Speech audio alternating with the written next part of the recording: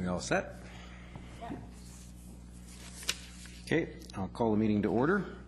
I've got 3 quick announcements. First of all, I would like to welcome into council chambers, although this is not their first time in council chambers, 2 people who may wish at some point that they'd never been here and never came. We have 2 councillors-elect in the audience, and they're joined by at least one other council candidate, and I thank Michael for being here. I look at Chris Wilson and Bonita Zarelli, and Zarillo. My apologies. I'm going to get it wrong one more time, and that'll be it. Okay. Chris and Bonita were elected in Saturday's council by-election, and they will be joining us through the next couple of weeks in discussions related to budget and other items, but they will be sworn in sometime around the mid-November, and we look forward to having them join us and work on the exciting future of Coquitlam. Congratulations to the 2 of them. We'll do that.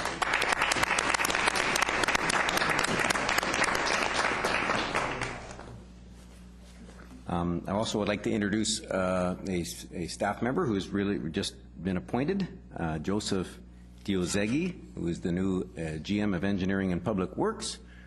Joseph is there, and we'll introduce him again one day when the actual camera is here so people can get a look at your face. Well, but he's off camera. Okay. And I have one other announcement, and it relates to an announcement I made last week. Trudy Marshall celebrated her 111th birthday. I was able to attend that, and I congratulated her, and all of us joined in that congratulations of Trudy's 111th birthday, one of the 4 oldest Canadians. Trudy passed away this past week, peacefully, after a very long and life and a wonderful legacy, lots of family by her side, and so I want to express our condolences to the family and celebrate the life of Trudy Marshall. Sorry for that. One last, I made a comment just at the end of the public hearing. A couple of people asked me, my daughter is very well, thanks to the excellent skill of the surgical staff at Royal Columbian Hospital. Thank you. Mr. Clerk. Thank you, Your Worship. The first item on this evening's agenda is the minutes of the regular council meeting held on Monday, October 21st. The recommendations to approve those minutes. Moved by Councillor Asmussen, second by Councillor Sikora. All in favor? Opposed? Carried unanimously. Item 2 is a recommendation from the Council and Committee meeting held on Monday, October 21st, and it concerns Sunday construction.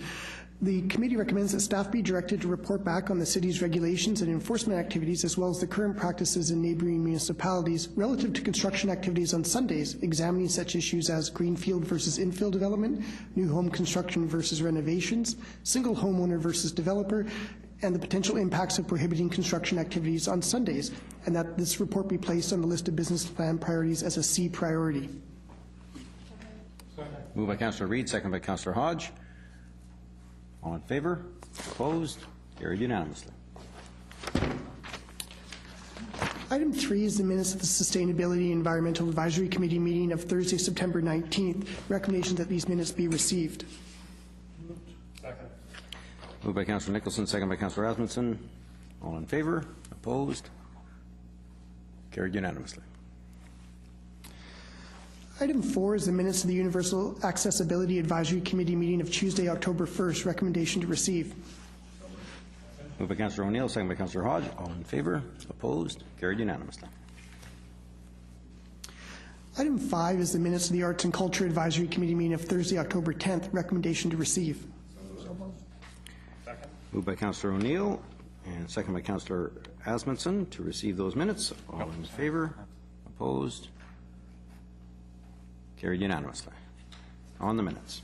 Item of business arising out of that committee's meeting concerns Coquitlam's 125th terms of reference, anniversary, birthday. The Arts and Culture Advisory Committee's recommendation is that Council establish the Coquitlam 125th Birthday Steering Committee and approve the accompanying terms of reference, which was created in consultation with and endorsed by the Advisory Committee. I'm going to move referral. Okay, in just a moment while I acknowledge that you're in the speaking order. Councillor O'Neill. Yes, I'd like to refer this to Council Committee of the Whole to have a discussion about this in conjunction with input from members of the Arts and Culture Advisory Committee at the nearest closest convenient Committee of the Whole meeting that we have in a week or 2 or 3 weeks, whenever it can be arranged. Moved by Councillor O'Neill, second by Councillor Reid. Councillor O'Neill. Yes, and I could explain if we want, or we can just go on. The explanation is the terms of reference. I think there's a lot of council members that would want to find out the rationale behind this and talk to the Arts and Culture Advisory Committee. It's an important issue going forward. The city's 125th birthday celebration is going to be a major event in the city. We want to make sure that we get it right. And the Arts and Culture Advisory Committee, of which I'm vice chair, has done great work to bring it to this. They've been on top of this, bringing this forward. And at the meeting at which this was passed, I was actually not in attendance. I was at the annual general meeting of the Coquitlam Foundation that night, another board that I sit on. And so when I saw these, I thought this is a sort of this terms of reference and the setting it up of especially the committee, I thought deserved fuller discussion among council, specifically not just with staff, but with some of the members of the Arts and Culture Advisory Committee as well. So we want to make sure we get this right, and so that's why I'd move referral.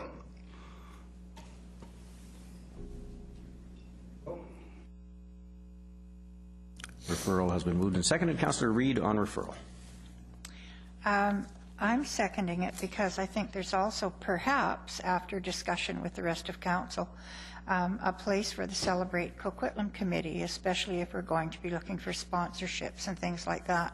So I think we need a more fulsome discussion, and I fully support Councillor O'Neill. Thank you. Councillor Nicholson. Thank you, Your Worship. And as chair of the committee who had to work by himself that evening in the absence of Councillor O'Neill, I also support the referral because during the discussions at the committee meeting, there was a lot of work, and there were a lot of good reasons for the distinct appearance of these terms of reference as compared to many of our other committee terms of reference. And at that time, I thought it would be helpful if the Arts and Culture Committee members who initially drafted those terms of reference had an opportunity to present them to council. I couldn't think of a way to do that. And so we're all benefiting from everybody pulling together when we finally get our chance to put our shoulder to the wheel. Thank you. Outstanding.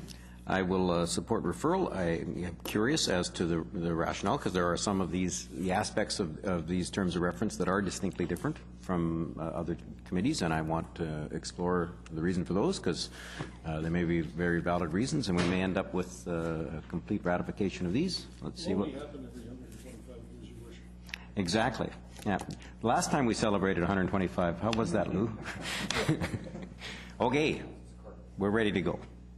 All in favor? Opposed? Carried unanimously.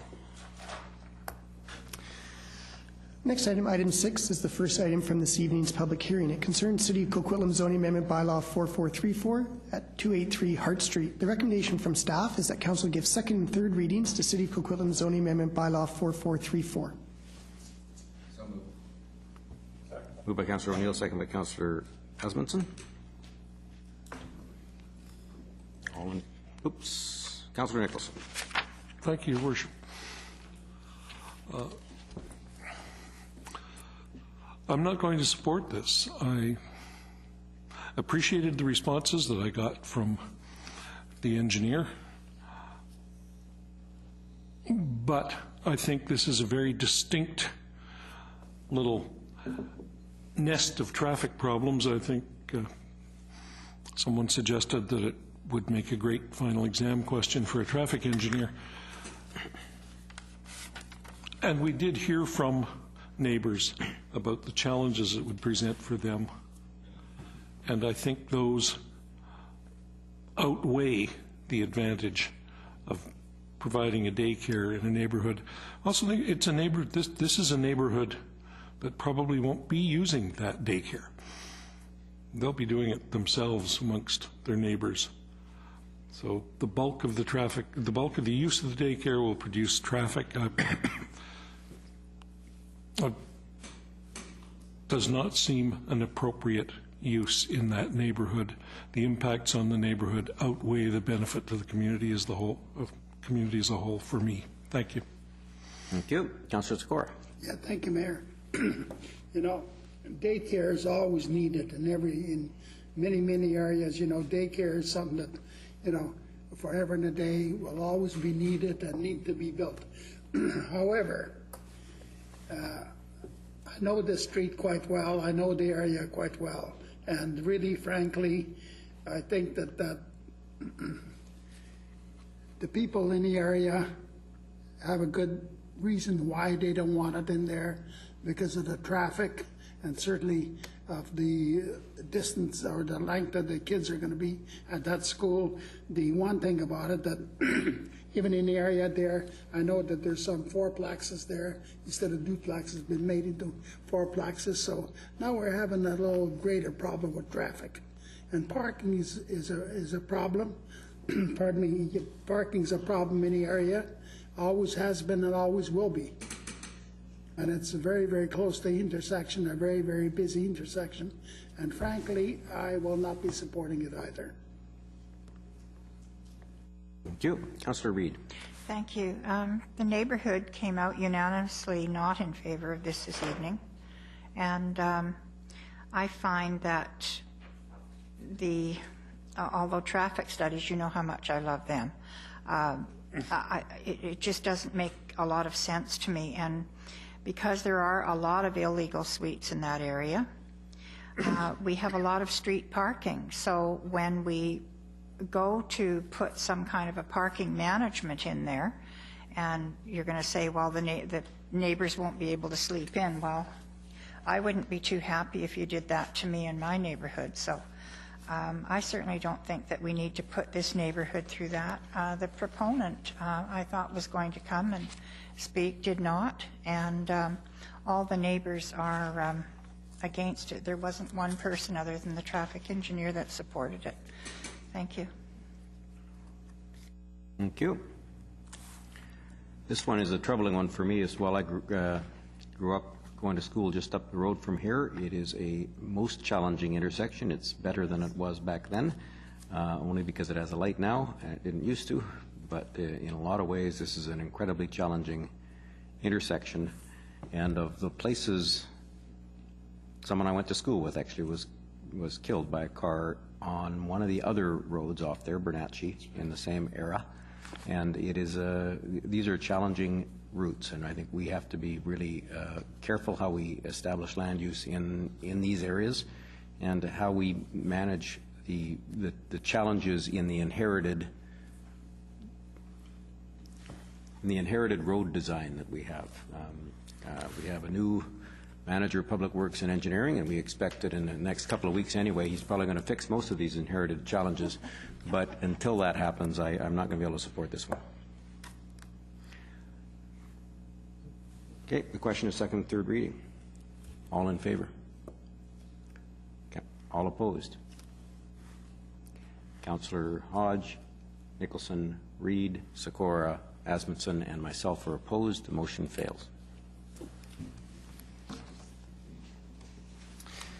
The next item, item 7, is our second item from this evening's public hearing. It concerns the City of Coquitlam zoning amendment bylaw number 4436. This is 1392 Kingston Street.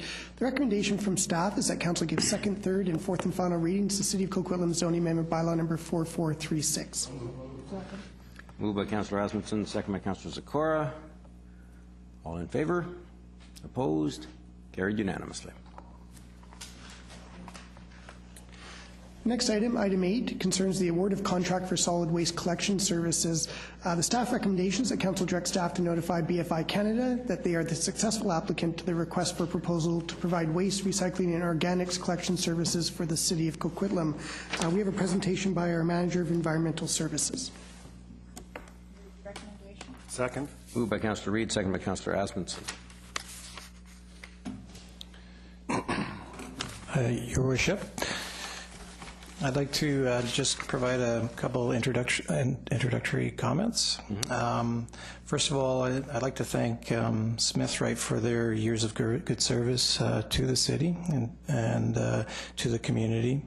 The award of this contract is a culmination of months of good work of our environmental services staff in terms of going through a detailed RFP process. Both Stephanie Warner and Vern Kusi are here tonight to provide an overview presentation and to answer any questions.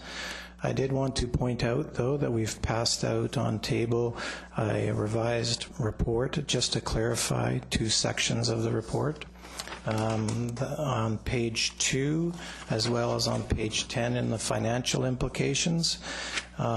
Just to clarify that the contract with BFI is for $2.7 million, and the carts are an additional $1 million per year.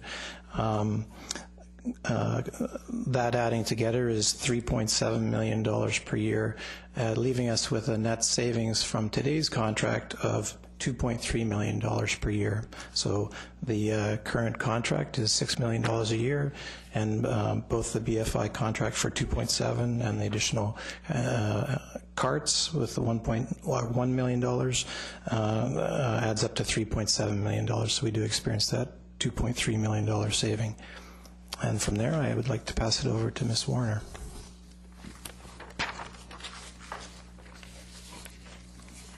Ms. Warner?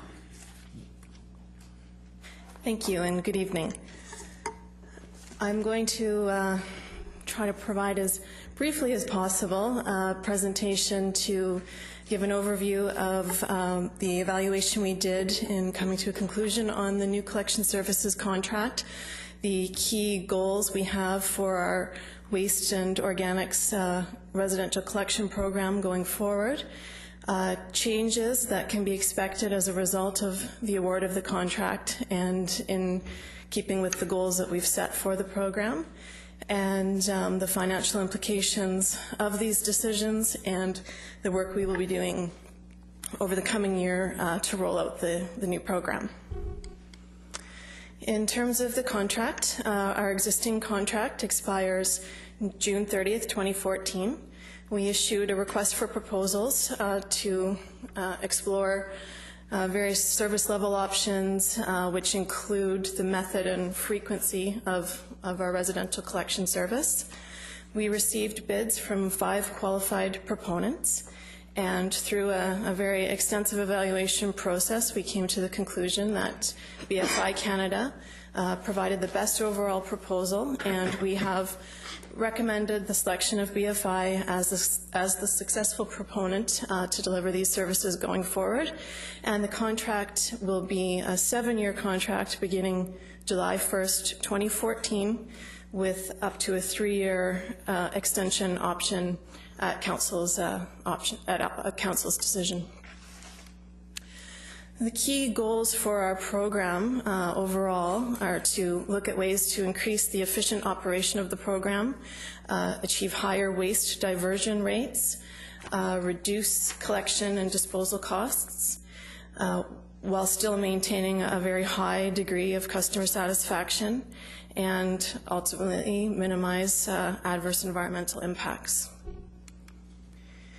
So with the award of the new contract and in considering those program goals, there will be various changes coming forward. I'm going to break the next part of this presentation down into our separate waste streams just to try to help with clarity. So we have 3 separate waste streams: mixed waste, which is our general garbage.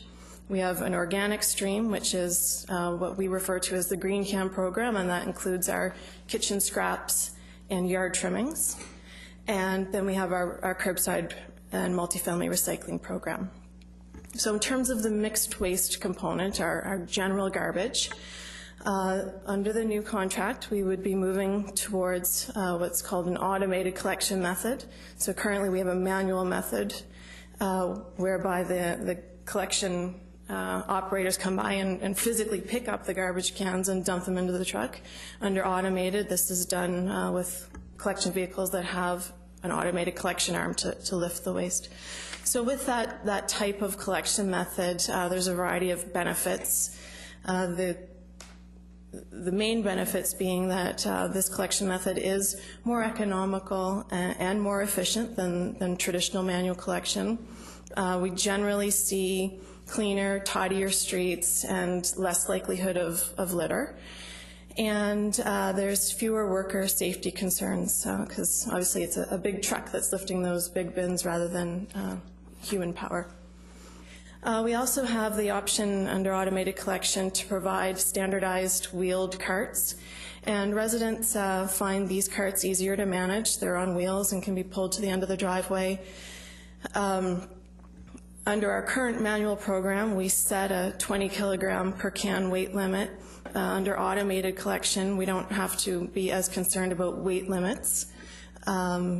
Under automated collection in the standardized carts, the lids are attached to the carts, so we don't have the same concerns with lids blowing around and just being lost.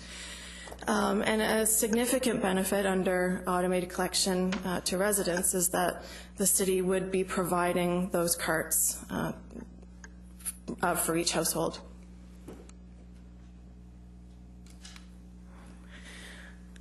Also, for the mixed waste program, we, under the new program, are looking to move to bi-weekly collection. So general garbage would be picked up every second week from the single-family homes.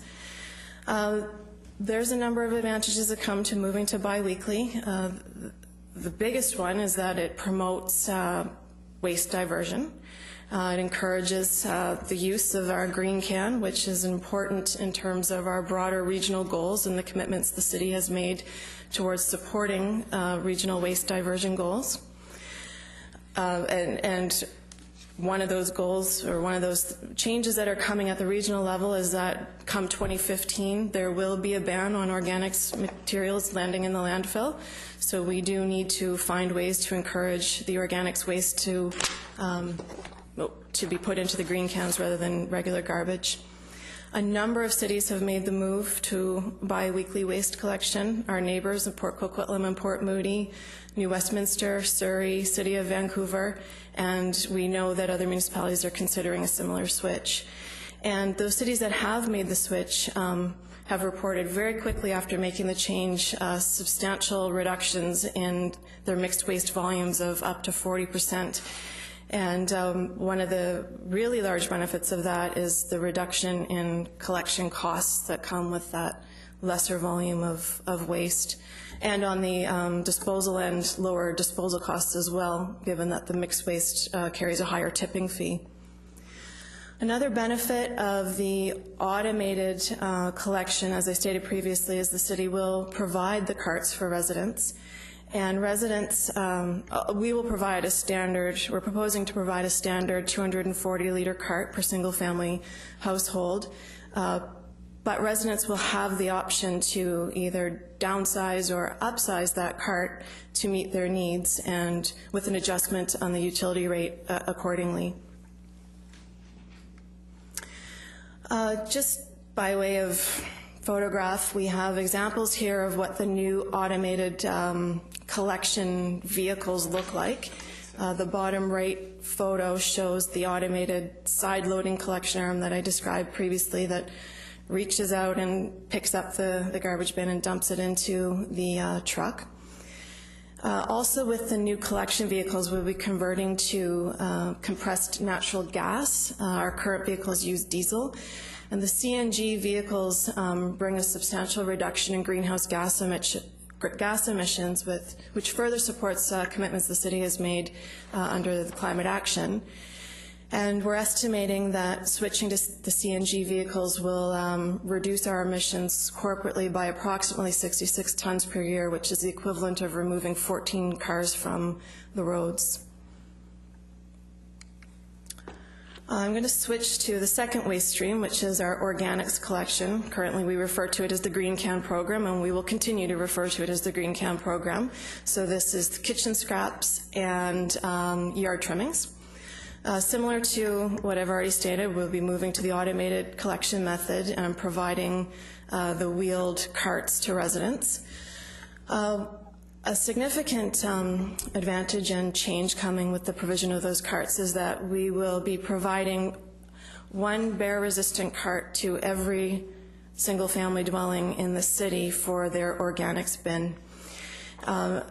The significance of this is that those bins will come pre-manufactured with the locks on them, that they can be secured against not just bears, which are a significant issue for us in Coquitlam, but all wildlife.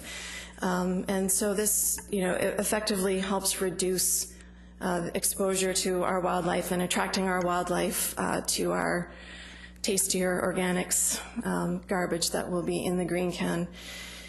And one of the common concerns that we've heard from residents since we brought on the Green Can program in 2010 is exactly that there's a concern that putting the organics in the separate bin will actually attract wildlife, bears and other critters, more than the regular garbage stream. And so this is a way that the city can help support residents and alleviate those concerns around attracting wildlife to the Green Can. Similar to what I mentioned for the mixed waste, the city is proposing to provide a standard 240-liter cart size for the Green Can. But different than the mixed waste is residents will, at their option, have the ability to purchase additional green cans if they choose, at their expense, if they find they need more. And also, unlike the mixed waste, there will be no additional cost for putting out additional green waste and yard waste in those standardized carts at the curb. The only additional cost will be if residents want extra green cans. So we will provide the one, and then there could be, for those who want them, additional ones provided.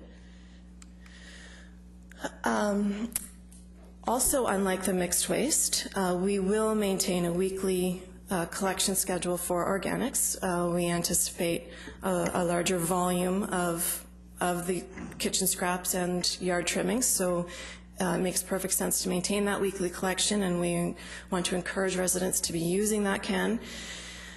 A change from our current manual system is currently under the manual collection for organics, residents can put out as much as they want every single week.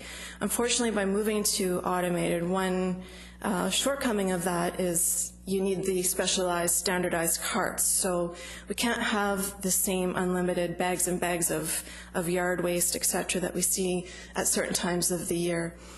So despite that, what we are going to do is for 8 weeks a year, 4 times in the fall and 4 times in the spring, we will bring on extra collection to allow for that ongoing unlimited manual collection of the yard trimmings during those peak times when we see a larger volume of that being generated. And in addition to that, City of Coquitlam will also continue to maintain its free residential yard trimmings drop-off at the Waste Tech facility that's located on United Boulevard. And that's an anytime free drop-off for Coquitlam residents. So as I stated previously, one of our significant goals is to improve our waste diversion rates. The graph that I'm showing on this slide is an example from Port Moody. Port Moody made the switch to automated collection in 2009. So between 2008 and 2009, and when they brought on automated collection, Port Moody realized roughly a 15% increase in their waste diversion rates just by switching to automated collection.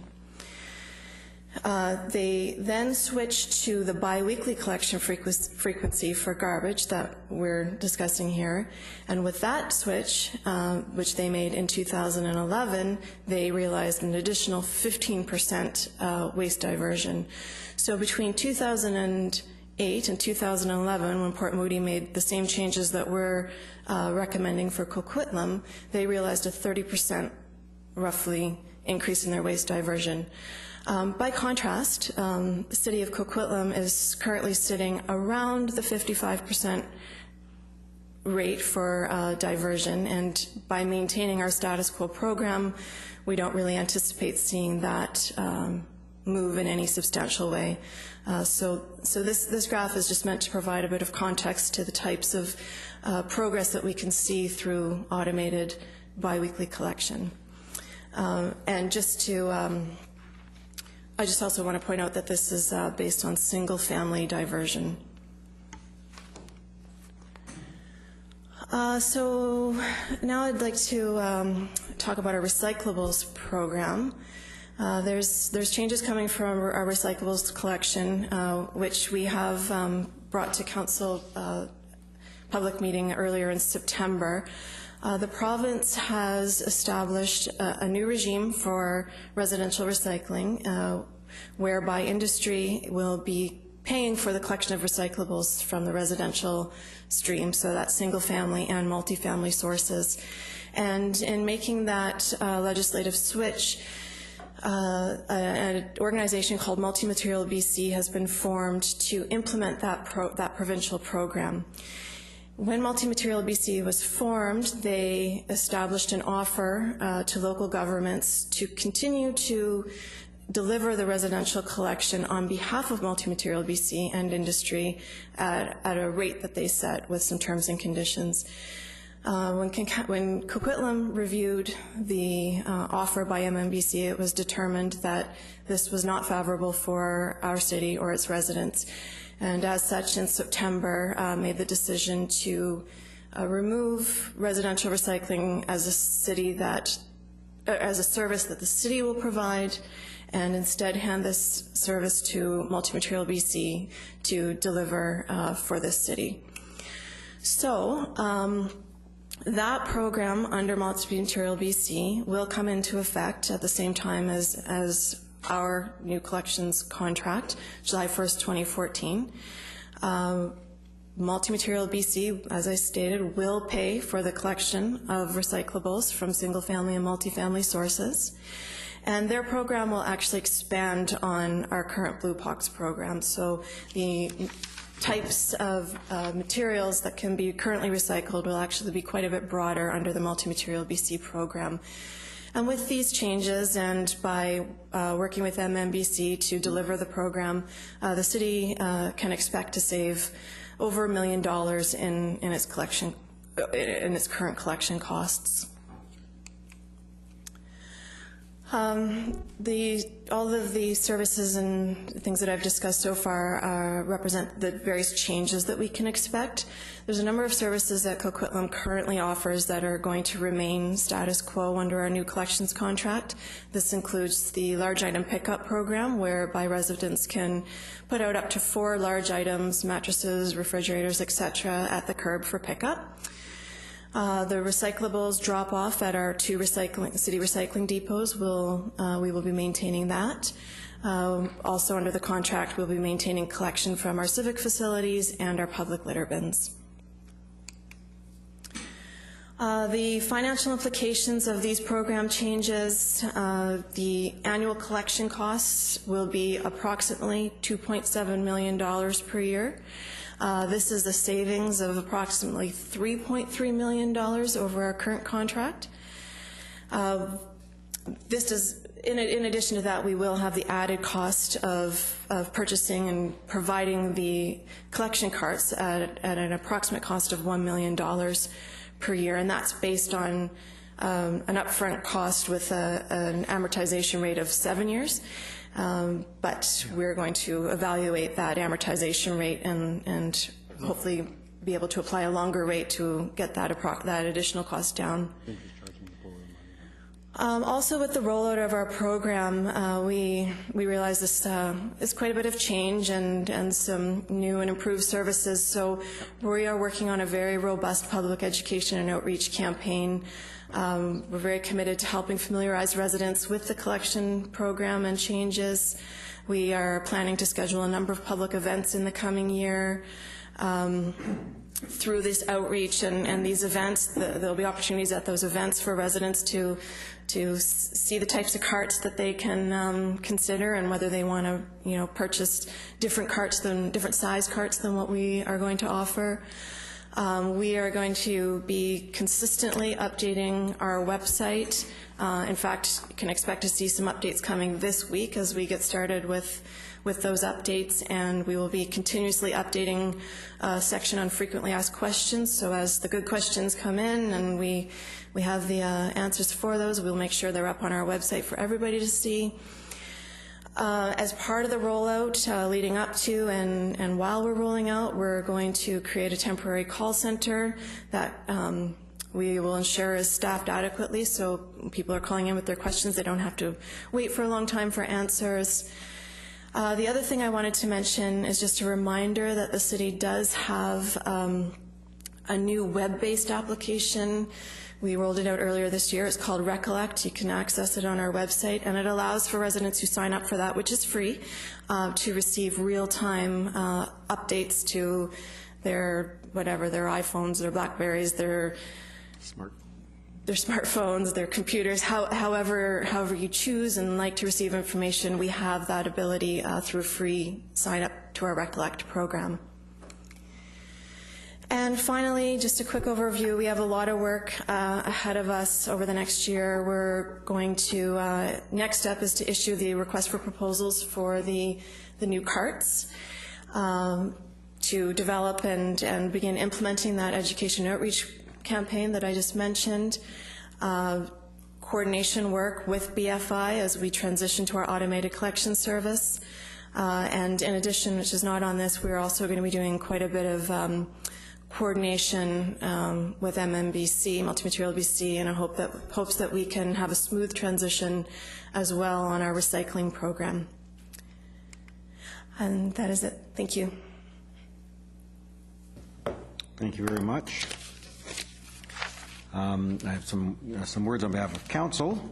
On behalf of Coquitlam's Council and staff, I do want to express our sincere thanks to Mr. Gordon Smith, Mr. Frank Mayanella, and all of the staff at Smith Wright Disposal Limited for providing excellent service through the current solid waste collection contract. And that's an unusual thing for us to do at the end of a contract.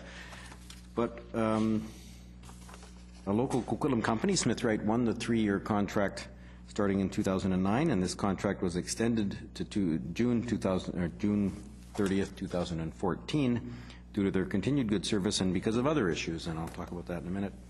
Smith Wright was not successful in the recent competition for the next solid waste contract, so I'd like to take the opportunity to acknowledge their commitment and professional approach to ensuring Coquitlam's residents received and enjoyed high quality of service. And I will say that I've received many comments from residents, and I know this is true of other council members, that the service we got from Smith Wright was really, really good.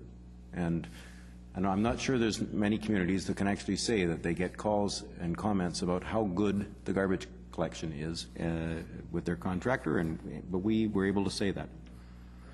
As your company pursues other opportunities in the waste collection market, please be assured that Coquitlam would be pleased to provide a letter of recommendation at this time. It says right here. And the city looks forward to your continued good service through the end of your current contract, and we wish you every success in the future. To our new contractors, BFI, let me say that the bar is quite high. But I have confidence that our residents will recognize the quality of your service as well. I will then, that's the official comments on behalf of Council. For my own self, let me say that this has been a long time coming, and that the wait actually proved, in hindsight, to be very important for Coquitlam residents and our taxpayers. With the uncertainty over MMBC and EPR, extended producer responsibility, and that shift, it has proved to have been very wise to wait until now to make the switch. And so I'm looking actually forward to seeing this evolution over the next year as we move to new carts, a new process, a process that has been proven quite popular in other communities.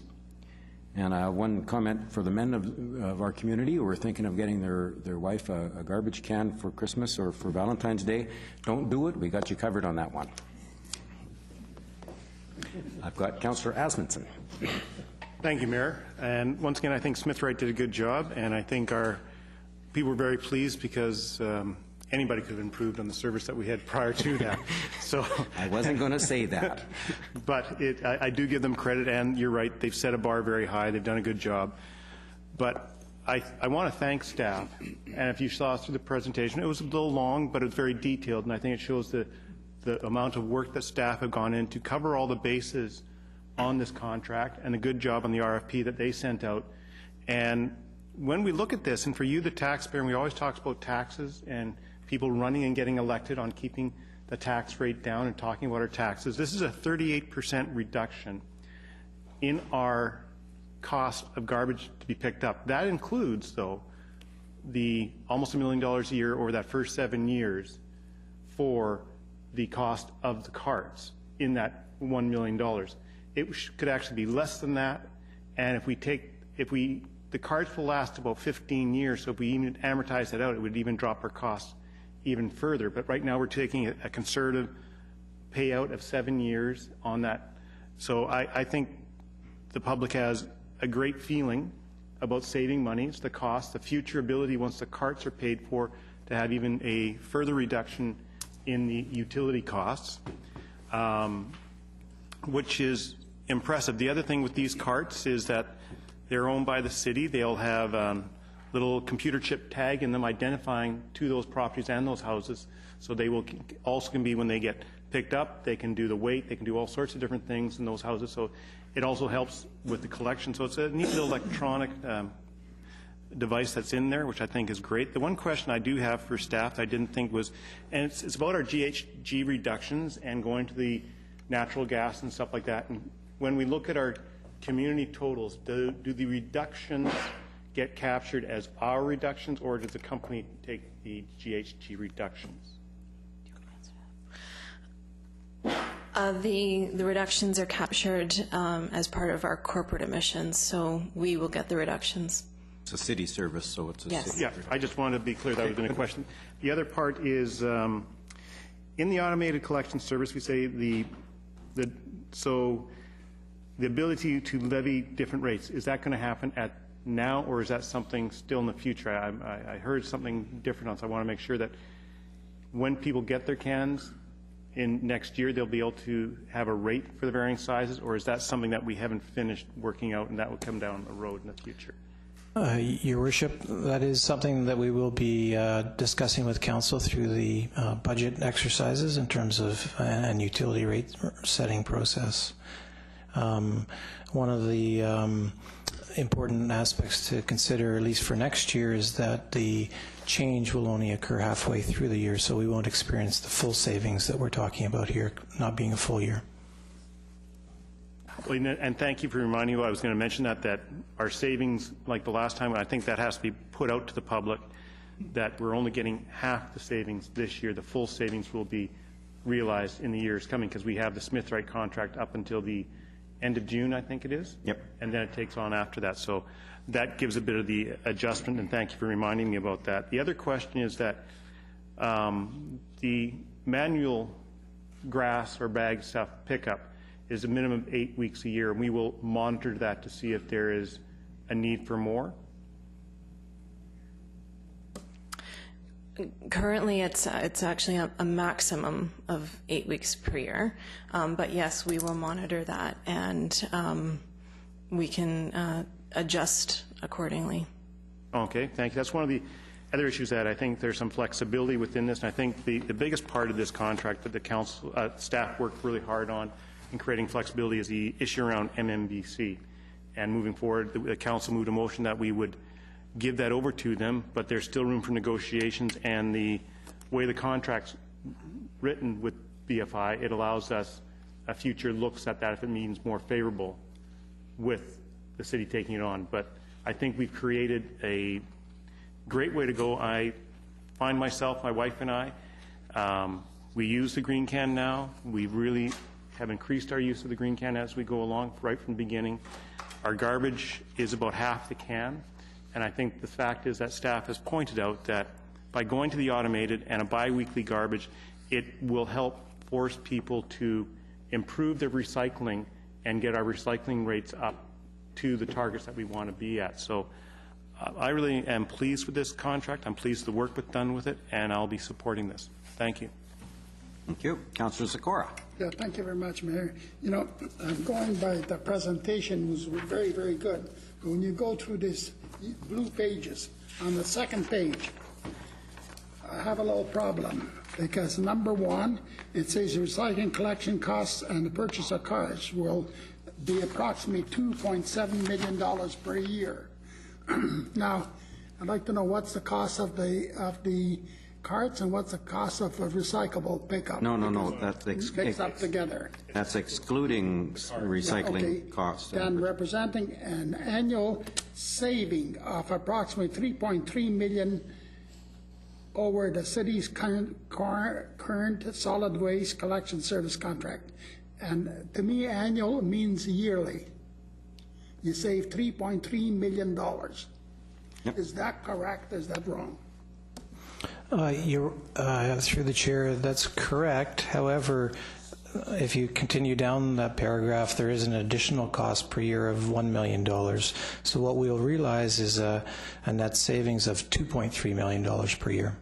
For the first 7 years. First 7 years. Okay, Dan, it goes on, it says, it is estimated that the purchase of carts by the city will add approximately $1 million per year. So does that mean that it'll cost us $7 million over 7 years? I should just go through it briefly through the chair.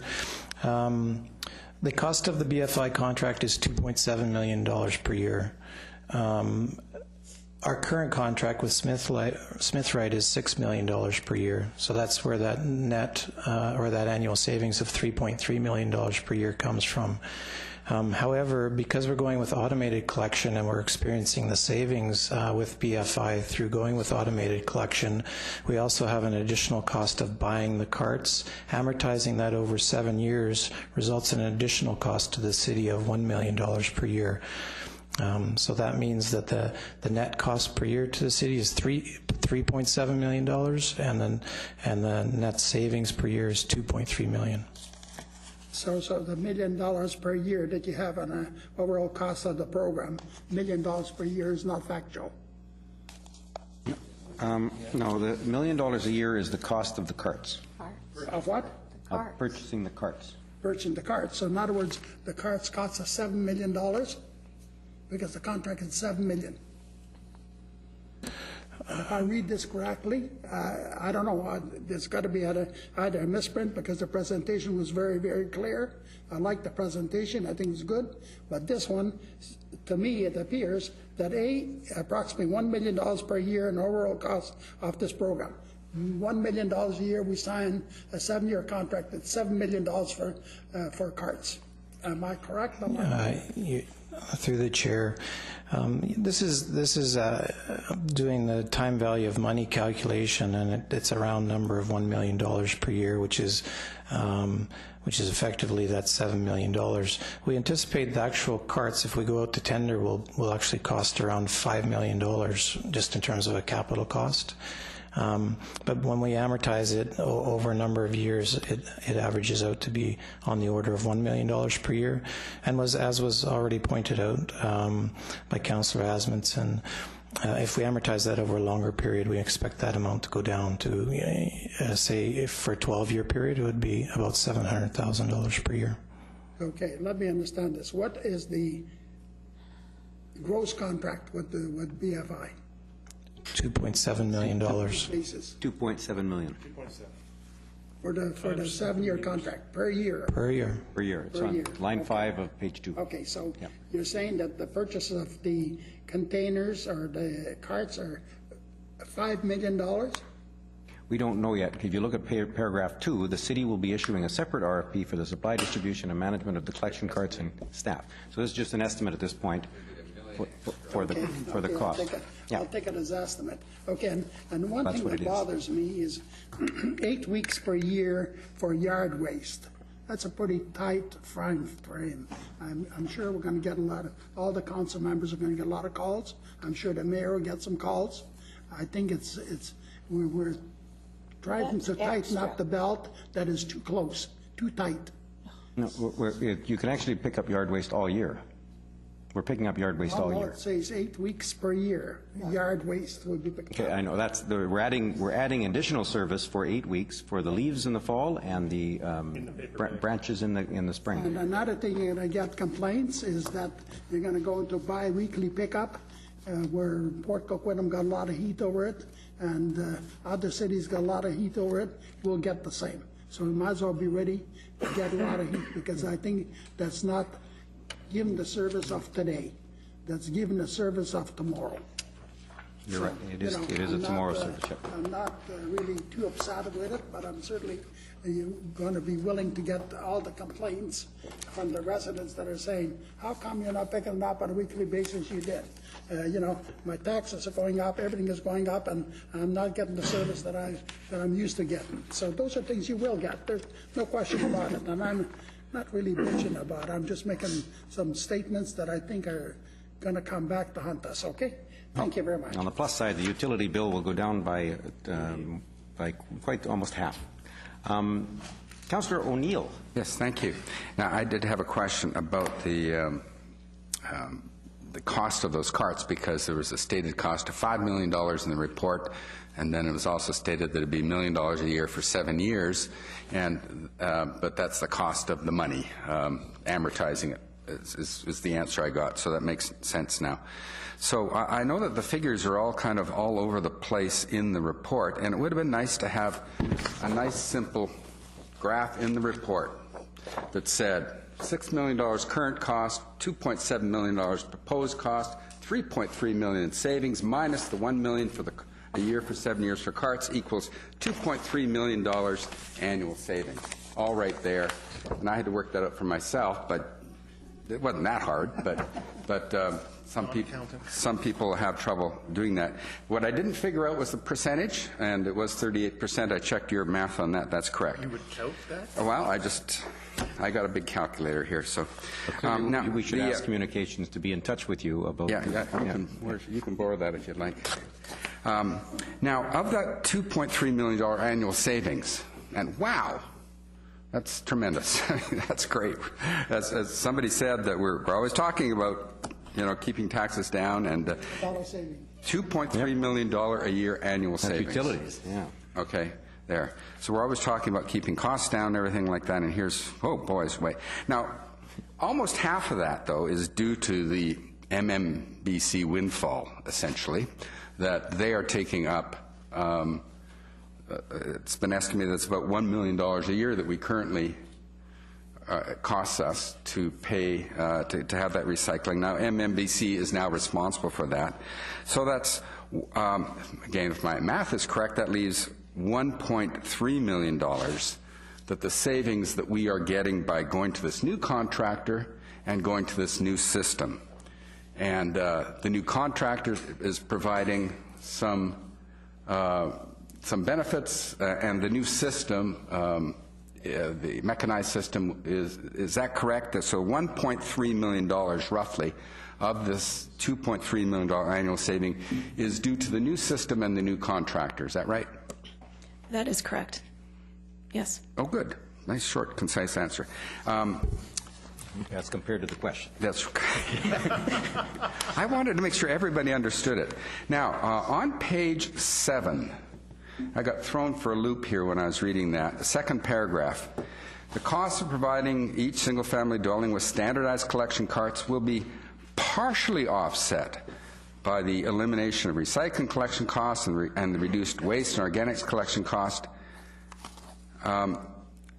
Does that partially, when I first saw that, I went, no, it's going to be completely offset, but it's only partially because the other offset is the MMBC offset. Is that right? Or why is that only partially? I mean, to me, it sort of sounds like, no, the cost of the collection, buying standardized collection cart is going to be totally offset by MMBC taking things over and by the new system we have. So is that partially, am I misreading that, or is that partially the wrong word? Won't it be completely offset? Where are you? Second paragraph, page 7, the second line. I'm pulling away before.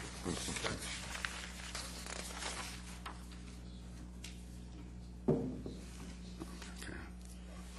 So, am I missing something on this partially word, or am I just partially missing something? Can somebody answer? I can answer. Okay, good. So we say partially.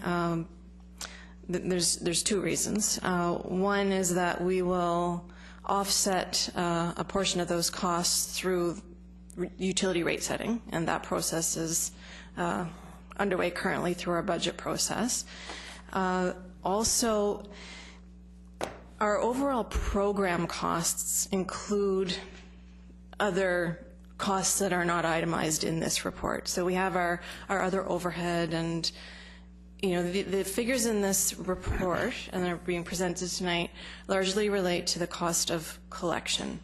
As a city, we have other costs that are built into our utility rate for delivering the program. So that's why we have used partially. It's to be conservative and allow for the evaluation of the whole picture. Okay, thank you. Just a couple of points, and I wanted to just get clarification on this. Councillor Sikora raised the concern about 8 weeks of collection of garden waste not perhaps being enough, but on all those other weeks of the year, one can still put a pile of leaves or a pile of grass into the big green bin, correct?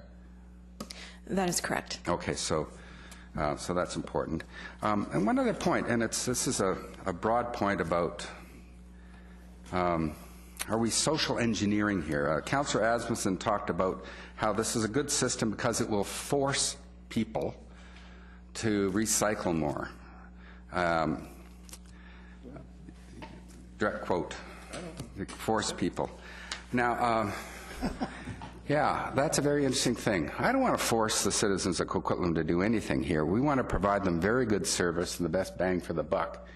And I think this provides very good service. And I think that if you look at the recycling that goes on already, I'm a big recycler, the amount of garbage that goes in already, we have very little garbage that goes into our garbage can, that this is going to probably just better align with how people are disposing of things already, generally in the city, that people are recycling an awful lot more. People are producing less garbage because there's more recycling. So this is more of an alignment, I think, and maybe it's an encouragement as well, but I would hate to be in a position of forcing things down people's throats, but I guess if we adopt the system and if people don't like it, they will feel it's being forced down their throats. But I think it's more an alignment with the way people are dealing with their household wastes right now. Thanks. Thank you very much. You didn't force us to hear that. Councillor Nicholson. Thank you, Your Worship. I really appreciate my colleagues having either informed me of the answers to the questions I had or asked the questions for me in almost every instance. We talked about potentially reducing the volume of mixed waste by 30 to 40% moving to this new system. And I'll tell you my assumption, which is that organics will rise by a similar tonnage. So the total volume collected, ignoring the MMBC factor, won't change significantly. It's just we're picking up more good garbage and less bad garbage.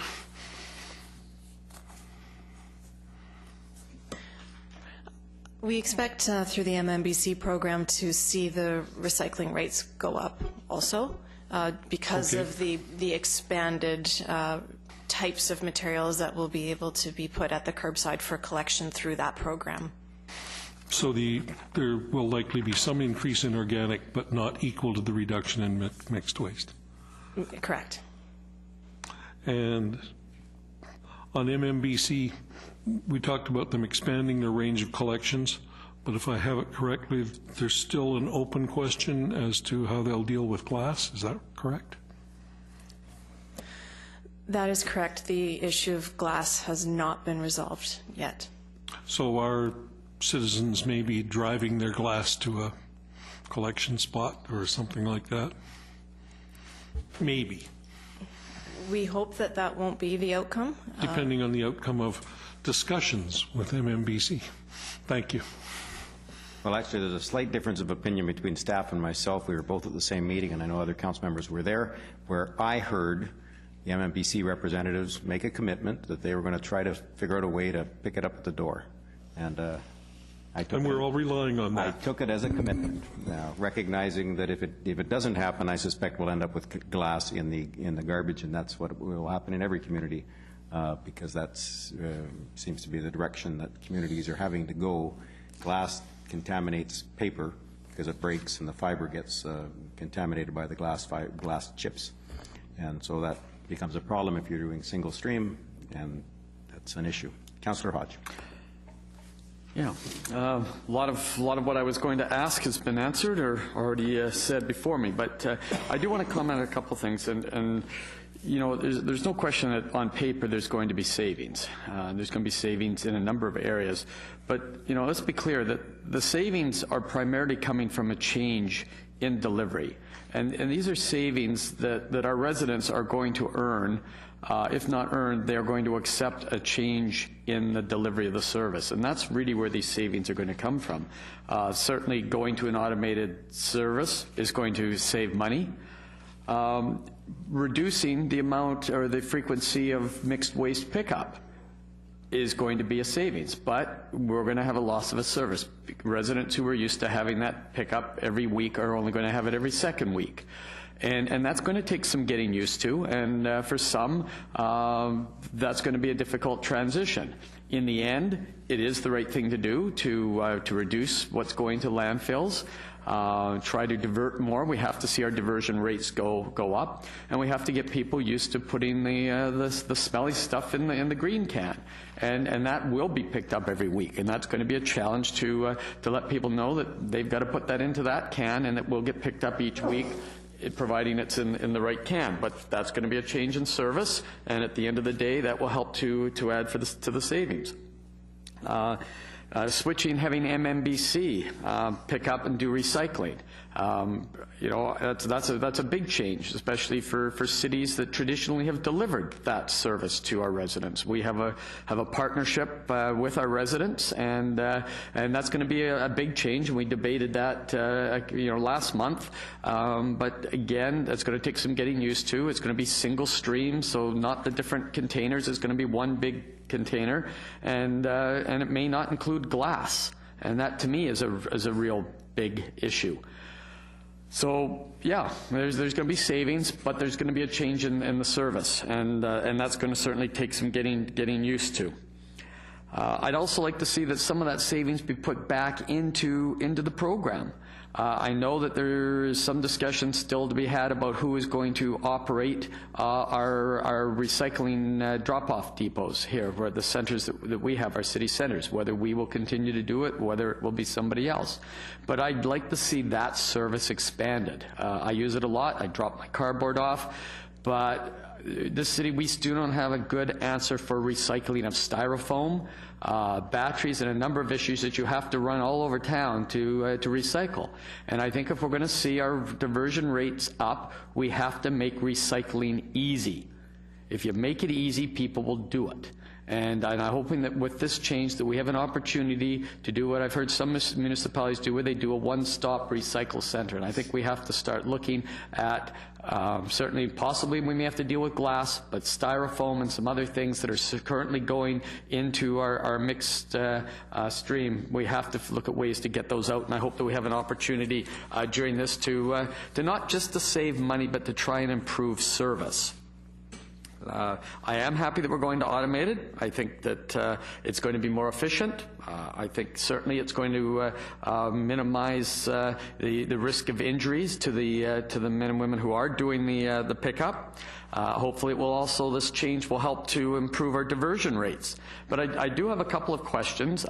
First, I said it earlier on in the discussions that I am concerned about a limited amount of green waste during the fall season. I know we've got it up to 8 weeks, 4 in the spring and 4 in the fall. I don't think, just looking at out there right now and you know, the leaves that are coming down, I don't think that we can get all of those leaves and everything into a 4-week collection period. I think that you know, Mother Nature may have other ideas, and that we may find that the yard cleanup in the fall extends beyond 4 weeks, and I think that I appreciate that we've got some flexibility there, but I think that's one of the areas that we may have to put some of those savings back into the system, as in go to 6 weeks in the fall, and I think we'll find that pretty quickly. Green cans, if I heard it correctly, you can put out 2 green cans if you buy the second can, so that once you've made that initial investment, a family can have 2 green cans. That's correct?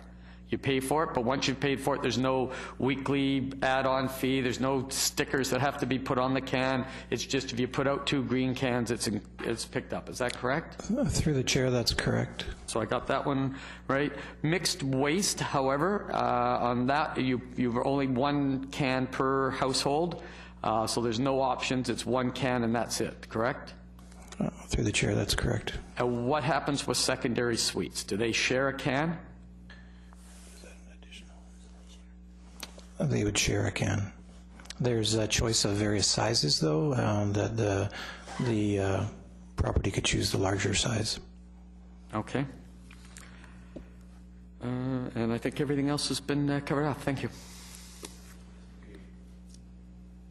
Just to be clear, there's a discussion about a timetable for styrofoam. Is styrofoam coming soon, or are we still working on that one? We are currently working on an arrangement for styrofoam drop-off at the Waste Tech facility. Yep. But Thank not you very ours. much. Look forward to that. Councillor Reid.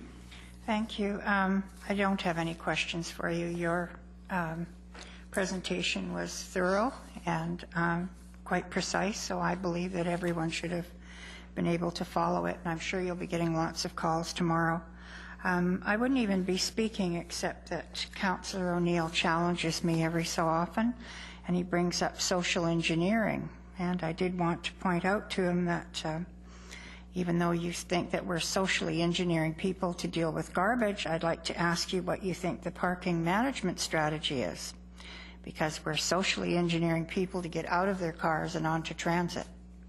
So you say that you don't like those programs, but you've already supported one. So Okay, we're going to have to keep to the topic at hand, because the parking management was primarily an issue associated with cost management, not getting I people in. couldn't let that rest. Yes, I knew you couldn't.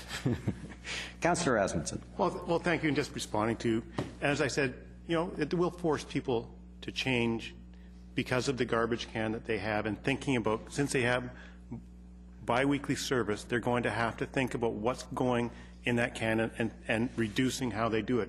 And it is a force because you're going to biweekly, but as other cities have found, that people have adapted and have been very good at increasing their diversion rates by doing that. So it forces them to think about what they're doing. And I think most people, once they see that, switch and reduce their garbage and recycle better. And that's the whole thing. We want more recycling. We want to get those goals up above 55. We want to get, I think, what's the region now, 75 or 80% by 2017 or what was?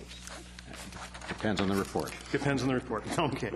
I also want to talk about returning the savings to residents and expanding the program. I want to point out that This is about reducing waste, though. yes, Okay. we provide in our contract presently and staying with it more services than our neighbors provide already. We provide the large item pickup. We provide a urban wildlife coordinator for our wildlife, bears, and other issues. So we provide a large range and excellent services provided through our staff at very good cost to the residents of our city. So we provide a good thing, and I think our residents are, rather than seeing us always take money and re-spend it again, would like to have something come back to them. Thank you. Thank you. And for the second time, Councillor Sikora. Yeah, thank you very much. We use that, and Council Adamson uses the word force. The one thing that's the most dangerous word to be used. The Council O'Neill mentioned it's the most dangerous word to be used. As a public servant, as elected body, to use the word force. Because I can tell you something, if I used every day this force, you force the residents to do this, force the residents to do that, at the next election they'll force me out.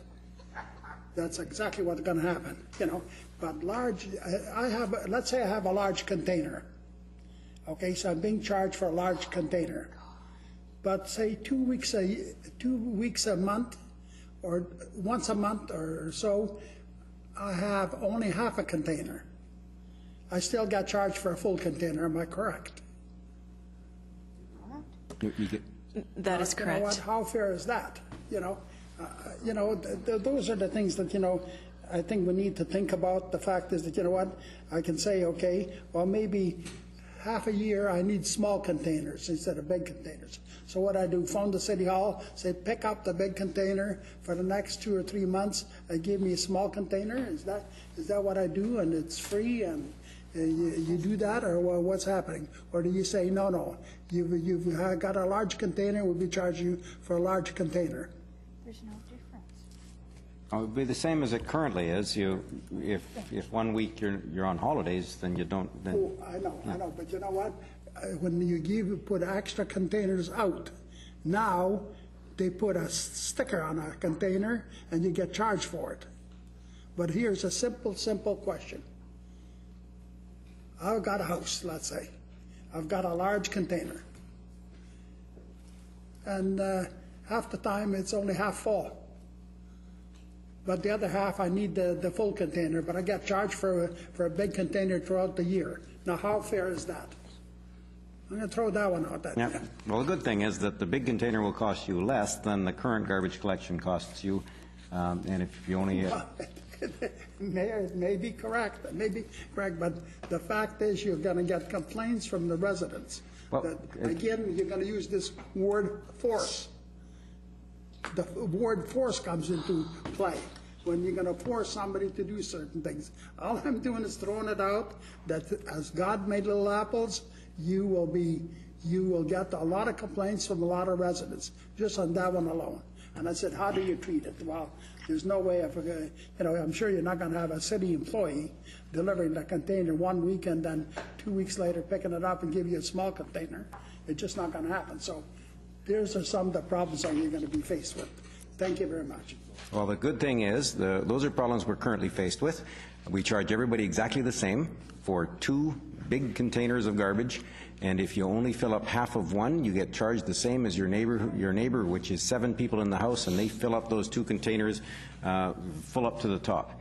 And as God made little apples, which would go in the organics bin, I think that this becomes more fair because we're finally allowing people to be charged based on how much garbage they put out to some degree or how much capacity they need. And if they don't need as much capacity, we'll be fair. We'll charge them less money. And I think that that's an incredible improvement from what we have now. What we have now is a flat fee. If you live in Coquitlam, 1 person, 7 people, in the same household, you pay the same amount for garbage, you pay the same amount for water, for that matter.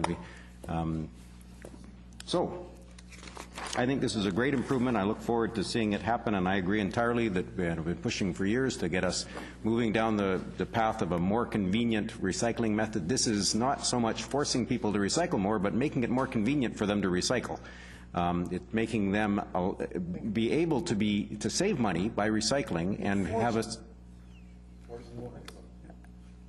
making them be able to save money by having a smaller garbage can and recycling more, taking their organics and putting it in their organic bin, because that's the stuff that smells goes in the organics bin, and then we don't have the kinds of issues with wildlife conflicts that we've had under the old system. So I think this is a great improvement. I look forward to its implementation. Thank you very much to staff. The question is, an award of a contract. It has been moved It and has been seconded. moved and seconded. All in favor? Opposed? It's unanimous after much debate.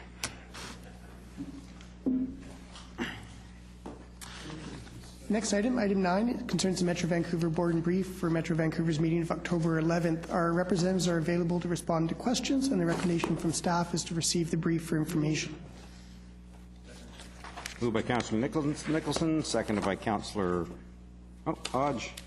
All in favor? I had a question. There's a question. Councillor O'Neill.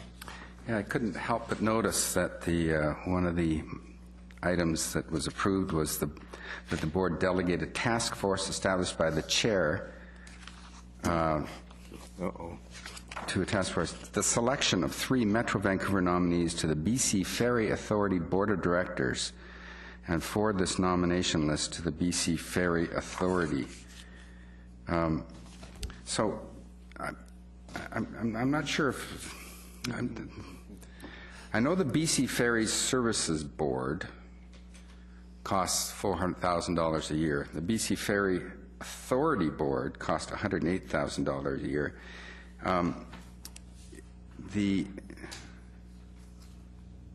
Is this a misprint? Is one of these boards listed here supposed to be the Services Board, the BC Ferry Services Board? So it says BC Ferry Authority Board of Directors and the BC Ferry Authority.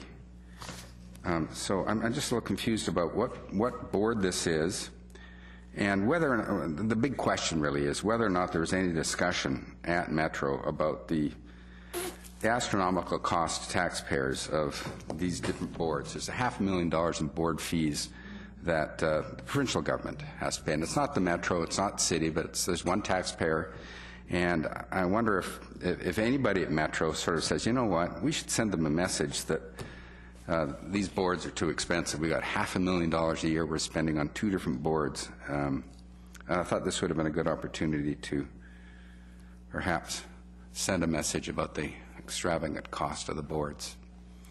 Well, thank you very much. And actually, we just received, I believe it would have been... That's what I was looking for. Councillor Reid received the same one, and possibly the alternates as well. Metro Vancouver has recently been asked by the BC Ferry Authority to participate in the process of identifying and nominating qualified individuals for appointment to the authority's board of directors. Authority Board, okay. Authority Board, yeah. That's the one that costs $108,000 a year. Under the Coastal Ferry Act, the regional districts of Metro Vancouver, Sunshine Coast, and Squamish-Lillooet have been designated as the southern mainland appointment area for the purpose of nominating individuals suitable to sit on the board, and the previous board appointee for the appointment area, I won't mention his name because it might not be, has indicated that he will not be putting his name forward. So it's a question of reappointing somebody from this area. So this has been a big issue. This has been a big issue. And it's not too often that we get a chance at this level to have a relationship to a big issue that the public is really concerned about. And so, you know, I don't like butting into other jurisdictions' affairs, but this is in front of us here. So, and I thought, I don't know if there's a way for us to send a message through this board that said, well, we're going to do this, we're going to appoint a director here, but you guys really got to look at your system here. You're spending $500,000 a year on directors. So that's my point. Councillor Reid. Well, all we do is we give names of people with very specific talents. They actually have to have very specific talents. We just, Metro Board just gives the names to the authority, and the authority vets them and picks out who it is they want. We're just asked to, if there's anyone in our particular region that wants to sit on these boards. So did the conversation come up about how much they're paid and how extravagant they are? No. It did not. So do you see any possibility that you could tag a little note onto the end of your recommendation saying, by the way, I know we can't direct you as a director or anything, you're a free agent, but I don't know what you feel about it, but I know the public is darn concerned about $500,000 a year plus in director's fees alone. This is not talking about the executive at BC Ferries. So you're talking about the authority's $500 million. So the BC Ferry Authority Board costs $108,000 a year. The BC Ferry Services Board costs $400,000 a year. So just that little authority board is $100,000 a year in director's fees. So if it's up to you. Well, we can certainly carry your thoughts back to Metro, but I'm sure that they're not going to do much about it because we're not asked to comment on how much the boards get. All we're asked to do is comment on some qualified people whose names could be forwarded to the authority for their perusal. So what would happen if you say, you know what, we're not going to put anybody forward to this because we think it's a big waste of money or it's way overpaid? Or something like that. Well, then they just go and pick someone else from some other overpaid jurisdiction. You could send a strong message. You could send a message that way. I don't think they'd really care, to be honest with you. Okay. Thank you. Yeah, I think it would be the equivalent of saying, stop doing this or we'll kick ourselves. We do have a little bit of influence over it, and I agree it's not much. I don't know that we have any influence whatsoever on the structure of the management systems at BC Ferries, and quite frankly, with 500-page, 700-page agendas at Metro Vancouver, it's hard to get any time spent on someone else's board. But thank you for raising it. Okay. That's it. The motion is received. All in favor? Opposed? Carried unanimously. Your Worship, that's the last formal item on this agenda. Okay. I have one additional quick comment. I meant to make it at the beginning, but I didn't. My apologies. I wanted to talk about the often lonely morning after or week after an election. This week, after the excitement of Election Day, it's time to recognize some real heroes in our community, the ones who didn't win. And I want to acknowledge on behalf of Council all those candidates who put their names forward to be questioned, to be prodded, and sometimes to be expected to have all the answers to the complexities of local government. The process can be difficult, and the process can be thankless. We can't make it easier, but at the very least we can make it less thankless. In the days after an election, it's exciting for winners, but it can be a lonely time for candidates who put it all on the line and who didn't win. So this week we ask you to take the time to thank those who stepped up, and I talk about Doug and Barry and Terry and Vincent and Ben, Michael, who's in the room. Thank you, Michael Bell. Ben, Kurt, and Kevin, on behalf of Council, I want to thank you for your contributions in running for office. I know many of you worked very hard during the campaign period. You're undoubtedly tired, so in honor of your contributions, Council has set aside an extra hour of sleep next Sunday morning. You're welcome. Adjournment's been moved by Councillor Asmussen, seconded by Councillor Sikora. All in favor of adjournment? Opposed? Carried unanimously. We're back to question period. We allow questions up to, on tonight's agenda. You're allowed to state a question. Please, no speeches, just the question, and we'll get answers from staff or whatever. Good day. Hi, Speaking Jason of Thorne, former 1171 Pipeline Road. Yep. I just have some questions about item 8. With the organic pickups, is that going to be extended to multifamily dwellings as well, or is that just going to be single? Okay, we'll get an answer to that. Multifamily dwellings don't participate in, it's called a utility. It only applies to those people who participate in the utility, and multifamily have their own collection, but we'll get an answer from staff, because some of them do get some elements of our pickup. Where are we going to go? Well, the staff stepped out, so we're going to go to Mr. Radnich, I guess. The staff, unfortunately, we've kept them over to Mr. Radnich. Well, I could say, like, where I live, the city picks up our recycling stuff, so that's why I was wondering about organic waste. Yep. So. Well, yeah, he's just looking up through the report. Yes, so I am. The city does contract with apologies. some multifamily buildings to pick up the recycling. It's up to them, and it's up to them which contractor they use for their garbage and if they use a organics pickup. I'd love to see us move toward having organics pickup in multifamily buildings as well, but we don't currently, and because they're not part of our utility. So Mr. Radnich hasn't found it yet. Tell you what, we're going to... Can I get your name afterwards, and I'll get back to you on that? Is that possible? Yeah. This is an incredibly complex migration to a new system, and to be honest, he's new here in this department. There we go. And then also Next question. With the move to MMBC, picking up the recycling, that, like, where I live is currently picked up by the city for recycling. Does that mean that we won't be charged anymore for the recycling pickup once the contract with Smith Right ends? MMBC has to pick up recycling from households in British Columbia for free. Yeah. Yeah. Yeah. But currently, I'm charged through the city for the recycling because that's who comes picks it up. So that will end then. Yeah, every household is charged for the recycling. Now, some of them include it they consider it their garbage bill, but it includes a charge for recycling in single family and in those multifamily that opt, and yours opted, and now any multifamily will have their recycling picked up by MMBC because that's the law.